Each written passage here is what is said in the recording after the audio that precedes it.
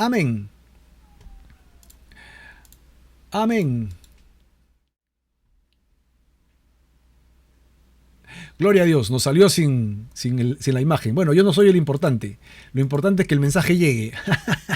Tenemos el día de hoy el resumen de Hechos capítulo 2 en el discurso de Pedro. Pedro termina su discurso después de haber hablado de Joel y después de haber hablado de David, ¿no? Cuando cita a Joel básicamente de sus profecías, habla del derramamiento del Espíritu Santo, que era lo que se había cumplido literalmente delante de ellos, y dos, la venida del Señor a reinar a este mundo, cuando todo juicio vendrá y todo lo malo se acabará. Luego cita al rey David y sus profecías, hablando de dos salmos, el 16 y el 110, y donde él habla que David tuvo revelación de que su hijo, el hijo de David, uno de sus hijos, vendría a este mundo, pero que no quedaría muerto nunca en el Hades. O sea, iría al Hades, pero no se quedaría allí, ni que su cuerpo se corrompería en el cementerio. Eso habla de que moriría. Sin embargo, viviría para siempre. Así que implícito había una resurrección, ¿no? Así que en esta profecía de los Salmos 16 y 110 por boca de Pedro, lo que él estaba diciéndole a la multitud de 3.000 personas era que la prueba inminente de que alguien sea el Mesías era que uno era descendiente de David, dos, que debía morir pero resucitar, y tres, que enviaría el Espíritu Santo. De lo cual todos los que estaban frente a Pedro y Pedro con los apóstoles eran testigos, porque el único que había hecho eso y nadie más lo va a hacer es Jesús, el resucitado, delante de todos estos testigos, ¿no? En la Biblia habla de que había más de 500 testigos que vieron a Jesucristo resucitado. Luego Pedro acusa a todos ellos que habían sido los que habían crucificado, habían matado a Jesucristo, a quien ustedes crucificaron. A pesar de ello, Dios, por su infinito saber, lo había propuesto para la resurrección, ¿ok? Y lo hizo Señor y Cristo públicamente. Ya era Señor, ya era el Cristo.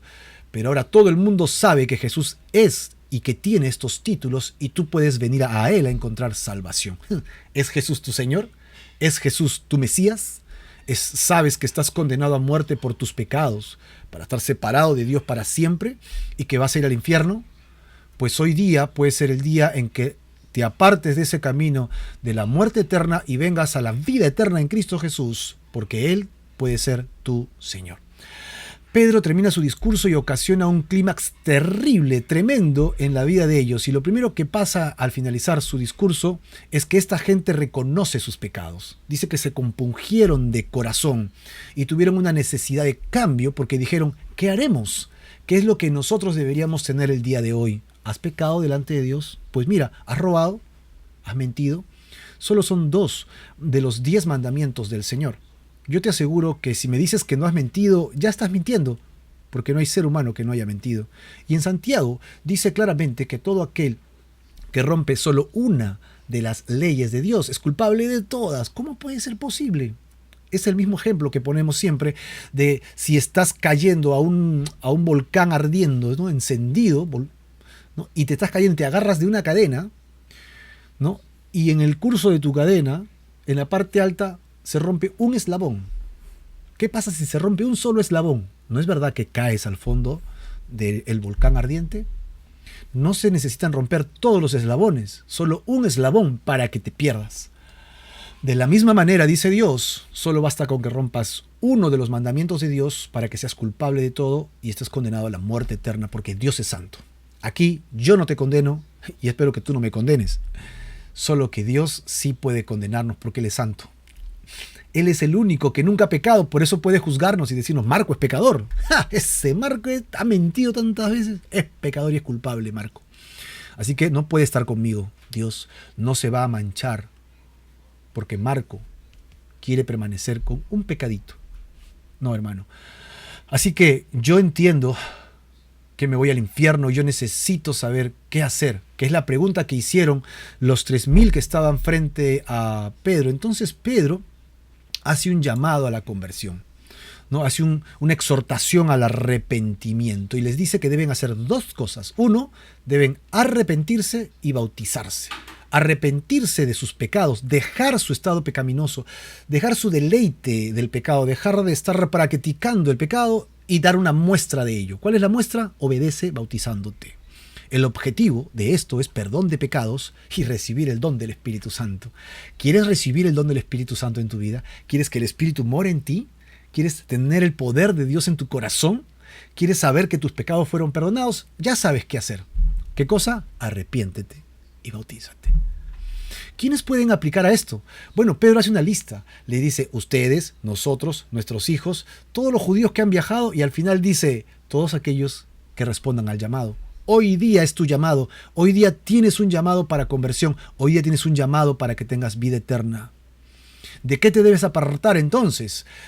Pedro explica claramente en el versículo 40 que la generación en la que él vivía era perversa y no está muy lejos de ser diferente a la generación en la que tú y yo vivimos ahora, ¿sí o no? Creo que no tenemos que ser muy explícitos en esto, pues nuestras propias generaciones cada vez son más y más perversas. La gente no solo se equivoca, sino se deleita en hacer daño. La gente cada vez en mayor proporción se deleita en que a otro le vaya mal. Eso es perversidad. Hacerle daño al otro y con saña. Terrible, ¿no? ¿Sí? Así que al decirles esto, a este llamado, ¿qué ocasiona? Ocasiona un verdadero arrepentimiento en ellos. ¿Cuáles fueron los resultados del arrepentimiento? Se convirtieron como 3,000 personas que oyeron el mensaje, se arrepintieron y se bautizaron. Y perseveraron en 4 cosas. La palabra de Dios dice que perseveraron en estudiar la palabra de Dios, este libro, la Biblia. Perseveraron en juntarse entre creyentes. Hazlo, hermano, que me estás escuchando. Busca otros creyentes con quien congregarte. Y si aún tienes temor de ir a un local físico y somos de bendición todavía para ti a través de las redes, búscanos en las redes sociales. Tenemos estudios seguidos para que puedas estudiar la palabra de Dios. Y si tienes un pastor local, una iglesia, ve a tu iglesia, congrégate y haz compañerismo con todos los protocolos que te cuiden en tu salud. Tercero, partimiento del pan. Y por último, las oraciones. En esto es lo que debemos perseverar los creyentes siempre, aun cuando no podamos ir a una iglesia local. ¿En qué cosa? ¿Recuerdas? 1. Doctrina, la palabra de Dios. 2. Compañerismo. 3. Santa Cena. Y por último, las oraciones. Muy bien, lo has hecho muy bien.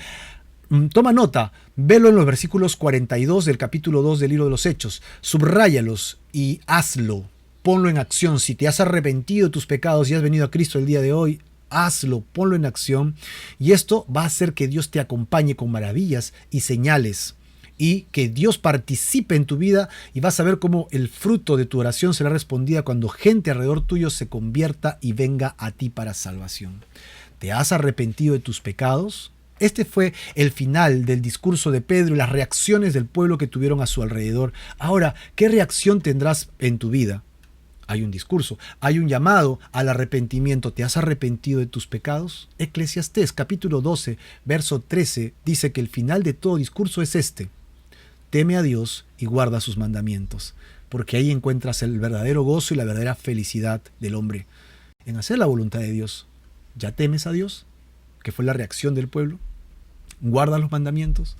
Haz estas cosas y vivirás y tendrás vida eterna en Cristo Jesús. Esto es realmente un llamado para ti el día de hoy. Y si tienes este llamado para ti el día de hoy, entonces yo te animo a que hagas 2 cosas. 1, que pongas tu fe en Jesucristo. Y 2, que te arrepientas hoy de tus pecados y vengas a Jesucristo, quien es Salvador y Señor. ¿Te has arrepentido de tus pecados? Hazlo conmigo el día de hoy a través de una oración de entrega y pues ven a Jesucristo para que encuentres vida eterna, salvación y refrigerio para tu alma. Señor Jesús, en este instante te entrego mi vida y mi corazón. He entendido que si muero en mis pecados, me separo de mi cuerpo y de mi alma.